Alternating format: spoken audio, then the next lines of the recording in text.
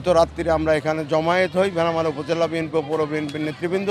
এখানে হাজার হাজার মানুষ আমরা রাত্রি ছেহরি খাই, খেয়ে তাহাজ্জুদের নামাজ আদায় করে সবাই এখানে অবস্থান করি। সারাদিন এখানে অবস্থান করার শেষে আমরা কোরআন তেলাওয়াত হয়, কোরআন খতম করার পরে আজকে ইফতারির আয়োজন ছিল। ইফতারি শেষে আমরা কর্মসূচি শেষ করছি। আমাদের যতদিন পর্যন্ত এই চূড়ান্ত মনোনয়ন সিদ্ধান্ত না হবে ততদিন পর্যন্ত এই ভেড়ামারা মিরপুরের মানুষ রাজপথে থাকবে অধ্যাপক শহীদুল ইসলামের জন্য।